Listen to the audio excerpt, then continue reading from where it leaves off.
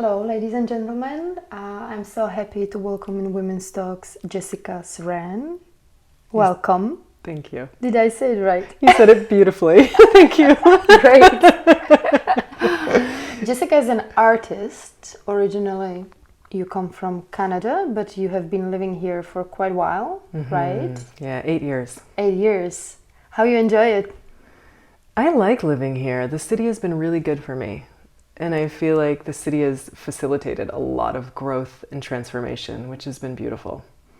Do you actually feel that the position of Czech Republic and Prague, they call it the heart of Europe? I know you're sensitive to energies and you really can feel a lot. Do you feel it? That there's lots of things happening in here? Because some people say it, so I wasn't just interested if you feel it. I feel like there's some very special, potent undercurrent of this city that kind of grabs people. And I know for me, it has really helped develop me in a lot of ways. So I feel like, yes, but it's one of those things that's so hard to fully name or grasp. Mm-hmm. Okay. It was just Yeah. I was interested in it. Tell me, please, who is Jessica right now at this moment in her life? Oh, that's a good question. So right now, Jessica is, here's what's coming, a woman in transition. So somebody who has been practicing, strangely, in a lot of ways, I would say, practicing from a very masculine and moving through the world from a fairly masculine place, but with this incredible, feminine, organic, kind of juicy, alive undercurrent. And right now I feel like I'm shifting into leading more with the feminine. Mm-hmm. So I feel like I'm definitely a woman in transition who's also learning how to really be in relationship with herself in a much deeper, more intimate way. And what does it mean to be woman for you in this transition? I know, like, I was talking yesterday to someone that, like, you know, it changes, you know, you won't find what does it mean to be a woman and it will stick with you for the rest of your life, but it's changing in every decade. It's a different feeling. So what is it in this transition right now for you?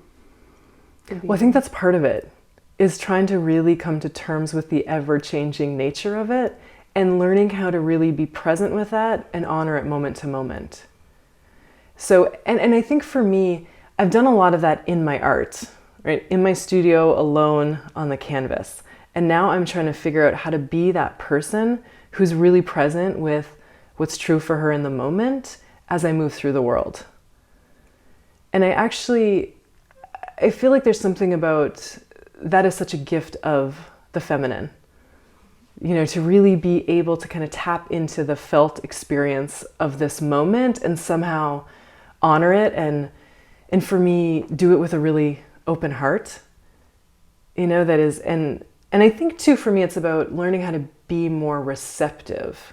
Also, I think the feminine has the ability to be so receptive and to let things in. And so I don't know, I guess this phase of being a woman is really about having the capacity to be more available to whatever is presenting in each moment. And then being with that and honoring that and letting that be what kind of decides what the next moment is about. Does that make sense? Yeah, what resonates with me when you talk is trust. That with this kind of way of being, it remains a lot of trust.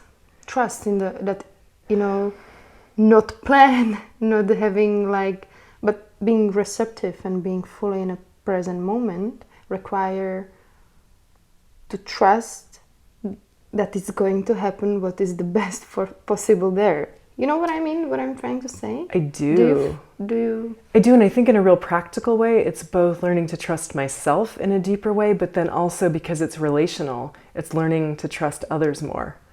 You know, it's been so safe to do that in a certain way on the canvas, but then to actually show up and be that way, person to person, it does require a lot more trust and I think a sense of safety.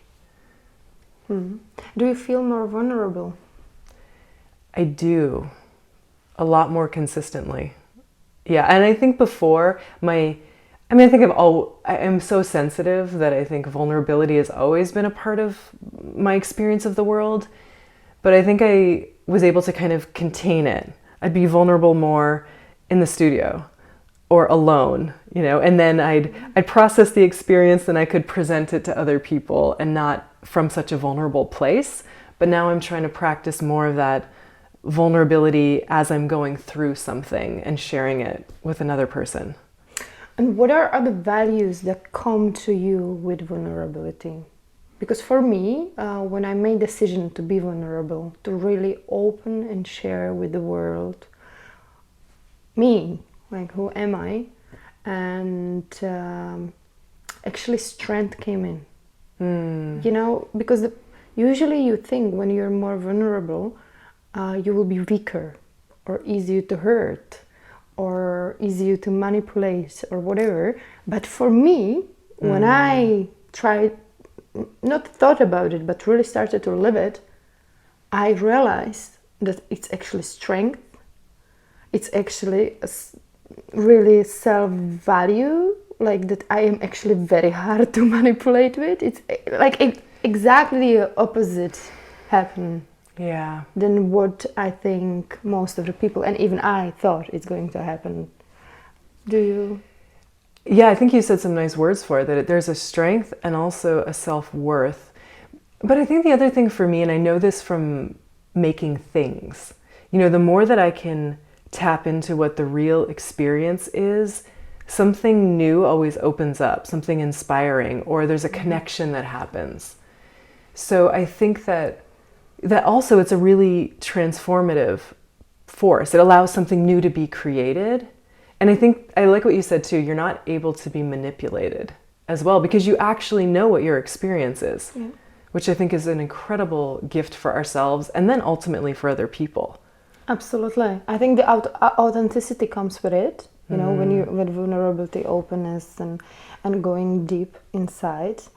And and it's much easier for you to understand what you want and what you don't want, and it's much easier to really stay grounded in yourself, rather when you play the game of having the wall and then you lose a touch with yourself. Actually, it might happen. These what you're describing are quite deep transformations. Did you ever ask for help, or do you have some guides, some therapists, coaches who help you to go through such a processes? I was actually a little late to working with therapists and coaches in terms of like the span of everything. For me, it was art for such a long time. The place that I would go where I felt like, and it took a long time to learn how to use my art in that way, but once I figured it out, it really became the place where I could go to process a lot of things. And also I think this is probably a lot of what happens in coaching and therapy is that there's a witnessing that's really important. Just that experience of really being able to share what's happening for us and have it be seen and mirrored back. I've come to discover how valuable that is from coaching and therapy, but I was able to get a lot of that from my art. And even, professors as well and other artists who I felt could really see me through the art. That was where I got a lot of that kind of support for a long time. And now you have some support or someone who guides you through, because I have, and I'm so happy I have. I'm so happy I have, because usually it's much easier, and I think it's good. I mean, it's like soul spiritual hygiene, like you take care of your body the certain way you feel good, you take care of your thoughts to really select what serves you, what is not serving you anymore. And same thing is good for soul. But we live in a busy society, and sometimes it's really easier and more effective to ask for help than to try to take care of everything yourself. Yeah, in the last 10 years is when it really shifted, because actually when I first moved to this country, it didn't take long and I had a total nervous breakdown. And so I had that experience where I really felt like I hit the bottom. And luckily I had a friend who said to me in that moment, you need a therapist. Like, do not try to do this alone. And that started this whole journey for me of, first it was a therapist, and then I started working with a lot of different coaches. And I've never really had a guru or a spiritual teacher that I've stayed with or followed, but I feel like I've been working with a lot of different modalities and people over the years, both in business and then just in my personal life, to help navigate. And also I feel like not that it's so important to speed things up, but I feel like it does shorten the timeline. Absolutely. You know, we can get so much further faster with some real good guidance and support. Absolutely. I feel it the same way, and it works for me. I really, rather than to be stuck for 6 months or even longer with some process by myself, I really prefer to go to someone who I know will guide me through it much faster and much more effective, actually, than I would do by myself. So I'm absolutely for that. And why to, get stuck in something for too long? Like, what's the point? When we are living in a time when it's possible, when we have the tools all around us. I know you're a coach. How did you get into coaching? Basically from figuring out that I needed people to help me. So it was funny, it was a therapist here in Prague, and she actually suggested, because we were talking about all kinds of things, she first said, maybe you should work with somebody around marketing to really help you get more of your art into the world. And so I started finding people in the world of business and marketing who were very heart-centered and who also had spiritual practices. And many of them were coaches. So through that, I entered this world of coaching, and I started working with some. First it was with a nutrition coach, and then some just life coaches and business coaches. And so I basically figured out, how powerful it is through those experiences. And then somewhere in that, I kind of realized I've also been doing this my entire life for, in a way for myself and for other people. I think lots of empaths, as I perceive you as an empath, have good qualities for being coaches, therapists, or working with people in general. Mm-hmm. And when did where did this idea of connecting coaching and art came from? I think it's an amazing thing. I think it's quite a unique thing, definitely here in Prague, as far as I know. And I saw, I was invited to this exhibition of yours, and I saw how it works, and it was amazing. So please tell me, how did it started? Why did it started? And what was the inspiration? Well, when I started in art school, I was quite tortured, to be honest. Making art was really, really hard for me, but I knew I needed to do it. And I had always been making things, but I never really identified myself as an artist. But I kind of happened to end up in art school. And so I was in the creative process, and I was really struggling. But I was surrounded by these other people who, a lot of artists would say, oh, it's so blissful, and art making is this incredible escape, and time stops. And that was not my experience at all, because what was happening was all of the stuff, the internal stuff that needed attention, that wanted to be processed, the inner critic, past experiences, limiting beliefs. I couldn't have named all of this at the time, but all of that started to come up during the creative process. And, I did a formal art school. I studied illustration and fine art, and we would have all of these critiques. And every time, we're sitting there talking about the artwork, and I remember thinking, but what's happening for the artist? Like, what happened for you in the studio? And who are you now? And what was your experience? So I left art school still struggling with all of those questions and feeling quite tortured. And I found this amazing program, a master's program. It was a master's in transformative art. And in that program, people were openly talking about art and consciousness and spirituality and personal development. And it was this place where suddenly I could find a way to work with my own personal development and the art at the same time and see how they were completely interconnected. You know, the art was, in a lot of ways, has always been one of my greatest teachers. And it teaches me so much about myself and who I'm becoming. And even with my career, I realized everything I want to do requires me to grow and evolve. And so the two have in some way always been inseparable, art and who I'm becoming. So, you know, I've always been making my art, and then I also had an interest in community. And I would go out into public spaces and do these weird projects. And I was basically always asking people some version of, what's true for you? What's your experience? You know, so slowly as I started studying business and marketing and coaching, I realized, there's actually a way that I can really support other artists in moving through the creative process and then, you know, really creating a career, or I think of it actually as your creative calling. Just how can you really be who you're here to be in the world? And we can work with the art and through the art, you know, and combine it with coaching practices to just really get people where they want to go. So it just naturally evolved. Yeah, it's been a long process, but it did. And like all these pieces started to come together slowly and over time. And now I know you build the whole program around it. Can you describe me how it goes, how it works? Definitely. What people will go through when they come to you? Yeah, so the way it really starts is I really help people to first and foremost understand the creative process. So we were even talking a little bit about this before. Like, what do you do in the middle, let's say when the inner critic starts screaming, or when you just get stuck, or when you start to self-sabotage or procrastinate?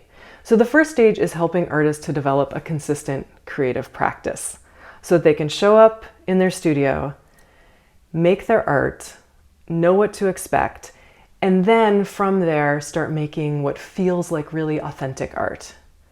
So I help them really identify who are you really and what is the work that only you can make. And start to get them really solid in that and understanding who they are and what is that artwork. And then from there, you know, the thing that all artists want and that I think is really essential is we have to get it out into the world. So then, okay, you need to exhibit it, or you need to find some way of bringing it into the world. It doesn't have to be a gallery. So that's the next step. I think of it also as it's like this coming out party that they have. You know, really like showing the world, this is really who I am. And then a lot of artists, of course, want to figure out, well, what's next and how can I make some money or monetize this? Or all of the artists that I work with, they also have a heart and passion for community and helping others. So then the third part is really, okay, how do you take all of these things that you understand about the creative process and yourself and what you really care about, and how do you find ways to share that with others? So it may be some interesting public art project or a workshop, or maybe they go on to become a coach. But we really work to bring all of these things together in what I think of as their creative calling. Right? So they're not just an artist, but there's like this unique configuration of who they're here to be in the world. And we help them to figure that out and then be able to do it. I don't know if I missed it, but I think I didn't. You also help them to learn, to evaluate their work. I think this is what is the biggest struggle, at least from the artists that I talked to this week, to learn that they can put a price on their work and they can sell it, you know, to find the strength to put the value on their work and create it a business of theirs. Yes. Right? Yeah. So this is also the part that you lead them through and teach them how to do it. I do. And it's actually all about self-worth. So I teach a very intuitive, heart-centered pricing process, which artists love. And it starts with helping them to really understand what is the value of this thing that you've created, you know, and are you valuing it? And from that place, then you can start to ask other people to pay for it and also value what you do. So you support them even through this process. Yeah. How to do that. Yeah. Why do it? I love it. It feels in some ways like the most natural and easy thing in the world for me to do. I also do it because I know how much it changes us to really be seen and supported. And I really feel like, of course, for me, it took such a long time to find out how to be an artist, a highly sensitive woman, this person in the world. And I struggled for such a long time. So I also feel like part of my job is also to really create a space for other people who are like me, to really understand that you have something important to contribute. And it's your job to get it out there. And it's so deeply satisfying when they have those ahas or those insights, or even when they, I get the email saying, I just sold this piece, I just love it. Right. And what is the intention? What would you like to, intend by it? I want to fill the world with more artists and people who are so connected to their own experiences that it just opens other people up, basically, through the art, through who they are, through the experiences we can create for others, and that we can really genuinely connect with people and feel like it's okay to be human, and there's space for all of our humanity. Amazing. It's beautiful. My last question would be, what are your dreams? That's a good question. I feel like I'm connecting with that in a different way lately. And the dream at the moment is to really, I guess it's to be so connected to my own experience. I'll start abstract, but the dream, it's like right now what I see, what I've actually seen for 20 years, if I'm really honest with myself, the big vision is this beautiful live workspace. I know exactly how it looks and how it feels. And I feel like what this represents for me is the dream is to be able to be so fully present with my own experience and to feel like my world is a space where everything I love and everything I experience, there's a home for it. Wow, great. Thank you very much for sharing. My pleasure. Thank you very much for coming and opening up and sharing with us a small part of your journey. Thank you for your great questions. So, happy to see you again and hope you enjoyed our interview. Have a nice day.